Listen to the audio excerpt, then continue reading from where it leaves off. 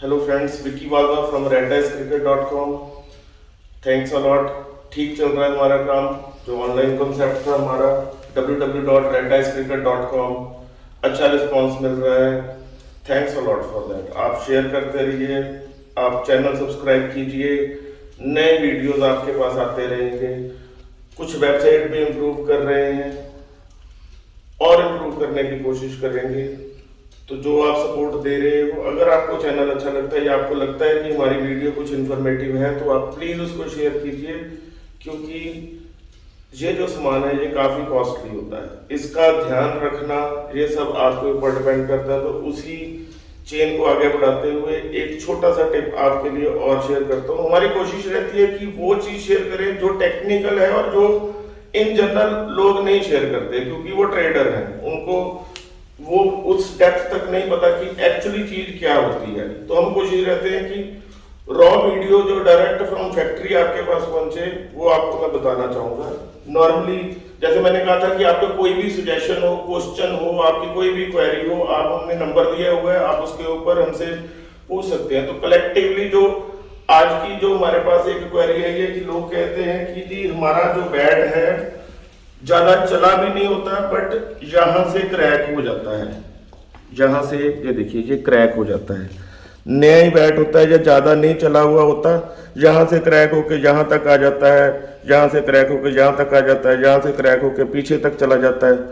तो इसका कारण और इसकी क्या ठीक करने की कि ये इसको हम बचाया जा सके, मैं आपके साथ छोटा सा वीडियो शेयर कर रहा हूं। देखिए ध्यान से, ये बैट का बिल्कुल रॉ स्ट्रक्चर है। क्लेफ्ट में हमने हैंडल फिट कर दिया, उसके बाद हमने मोटी मोटी इसकी शेप बना ली। ये अभी जस्ट स्टार्ट है, ये पहला स्टेप है। आप देख रहे होंगे ये लकड़ी के दो फ्लैप जो है, ये लकड़ी का पीस जो है वो हैंडल के साथ जहां तक जुड़ा हुआ है। इसके पीछे कारण है, इसके पीछे कारण ये है कि ज्यादा से ज्यादा लकड़ी हैंडल के साथ जुड़ी रहनी चाहिए। क्यों, मैं आपको बताता हूं। इसकी नेक्स्ट स्टेज आ जाती है ये देखो, ये हमने हैंडल गोल कर दिया, बट ये लकड़ी का पीस यहां तक है। ठीक है, ये हम कॉर्क इंसर्ट यूज करते हैं, कई लोग रबड़ इंसर्ट यूज करते हैं। मुझे कॉर्क अच्छा लगता है, क्योंकि कॉर्क भी एक तरह की लकड़ी होती है। तो हैंडल और कॉर्क को हम फेविकोल से या वाइट ग्लू से बाइंड करते हैं, तो ये अच्छी तरह चिपक जाता है। रबड़ में थोड़े से मसले रहते हैं, बट लोग रबड़ भी लगाते हैं। रबड़ से थोड़ा सा हैंडल में flexibility as compare to cork में ज्यादा रहती है, बट वंस आपका हैंडल टोन हो जाता है तो फिर दोनों एक बराबर हो जाते हैं, फिर कोई ज्यादा लंबा चौड़ा फर्क नहीं रह जाता। तो इसलिए मैं प्रेफर करता हूं कॉर्क, कई कंपनी रबड़ भी लगाती हैं।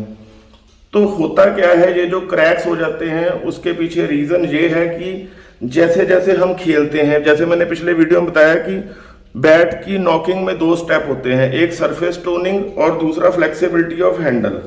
सरफेस टोन आप मैलेट से कर सकते हो, पुरानी बॉल खेल के कर सकते हो, बट हैंडल की टोनिंग आपको ग्राउंड में ड्राइव्स मार के अच्छा तरह से खेल के ही ये जो हैंडल है इसने फ्लेक्सिबल होना है। बट जैसे जैसे जैसे जैसे हम बैट यूज करते हैं, हमारे बैट के ऊपर जो भी हम स्ट्रोक खेलते हैं, सबसे ज्यादा इम्पैक्ट इस एरिया पे आता है। इस एरिया पे आता है क्योंकि यहां से ही सारी फ्लेक्सिबिलिटी बनती है, यहां से ही सारा स्ट्रोक बनता है। तो with due course of time जैसे जैसे हम बैट यूज करते हैं, इसकी वियर एंड टियर भी होगी। होता क्या है, ये जो लकड़ी है ना एंड्स से फटती है। जैसे ये लकड़ी के पीस का ये एंड है, ये यहां से फटेगी, ये ऐसे ऐसे ये फटेगी। ये कोई उसमें कोई किसी की गलती नहीं है, ये नेचुरल प्रोसेस है बैट का कि जैसे जैसे आप यूज करते जाओगे ये लकड़ी धीरे धीरे यहां से फटनी शुरू हो जाएगी। ठीक है, थोड़ा और यूज करेंगे, या हमने कुछ बिना हैंडल ज्यादा टोन किए हुए उसको डायरेक्ट हार्ड हिटिंग के लिए यूज कर दिया, तो ये जल्दी भी टूट जाती है। ये यहां तक भी क्रैक चला जाता है। आप देखते हो जी, क्रैक यहां तक आ गया जी, यहां से निकल के यहां तक आ गए क्रैक्स। तो उसका रीजन यही होता है कि जो लकड़ी जैसे जैसे बैट चलता है, लकड़ी अपना जो भी है वियर टियर होती है, तो वो एंड से फटती है, बिल्कुल जहां पे उसका खत्म होती है वहां से वो ऐसे ऐसे क्रैक होती है। अब हमने करना क्या है, अब हम देखो महंगा बैट है, चाहे लाख रुपए का बैट है, चाहे 4000 का बैट है, पैसे पैसे हैं, बहुत मेहनत करके लोग पैसे कमाते हैं, तो उसका फुल वैल्यू ऑफ मनी आपको मिलना चाहिए। तो इसका मैं आपको बताता हूं कि आपने करना क्या है। पहले तो जैसे हमने बैट की नॉकिंग कर ली, अच्छी तरह से नॉक करती, ये जल्दी नहीं फटता यहाँ से, ये एकदम से नहीं फट जाता। बट कुछ बैटों में जब हैंडल टोन अप ना हुआ हो और हम सीधा हार्ड हिटिंग शुरू करते हैं तो ये जल्दी भी फट जाता है। कई बैट काफी पुराने होते हैं, हमारा छोड़ने का मन नहीं करता, क्योंकि नया बैट लेना किसी के लिए ज्यादा मुश्किल नहीं होता, बट बैट को तैयार करना और उस स्टेज तक वापस पहुंचाना बड़ा टफ काम होता है। तो बैट पुराने छोड़ने नहीं चाहिए, इसलिए इसकी रख रखाव के लिए एक छोटा सा टिप मैं आपको बताता हूं कि आपने करना क्या है।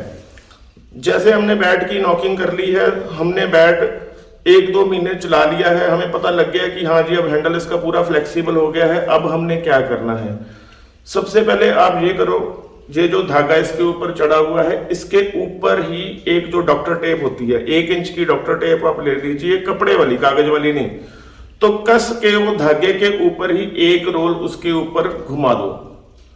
तो उससे क्या होगा कि यहाँ पे जो हैंडल की जो जो इम्पैक्ट आता है बॉल का, वो थोड़ा सा शेयर हो जाएगा, धागा और टेप आपस में शेयर कर लेंगे तो थोड़ी देर और बच जाएगा। आप थोड़े टाइम बाद रिपीट कर सकते हो कि थोड़े टाइम बाद जैसे वो यहां से आप नोटिस करोगे टेप लूज हो जाती है, लूज क्यों होती है, इम्पैक्ट आ रहा तो लूज हो रही है ना, तो आप वो वाली टेप उतार के दोबारा एक बार कर सकते हो।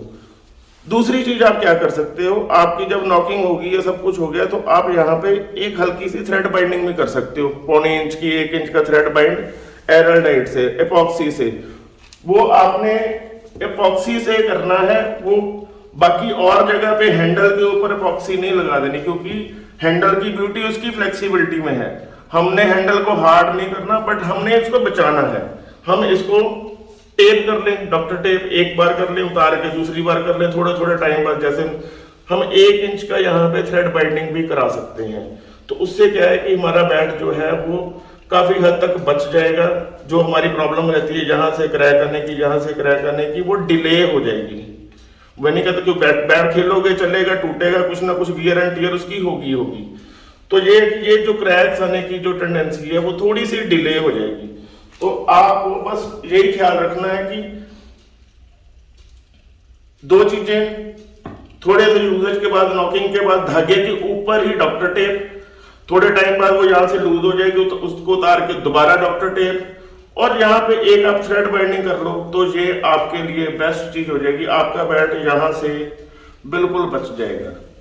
तो ये थी आज की वीडियो जो मैं आपको बताना चाह रहा था कि बैट की वियर टियर से हमने उसको कैसे उसकी लाइफ लंबी करनी है।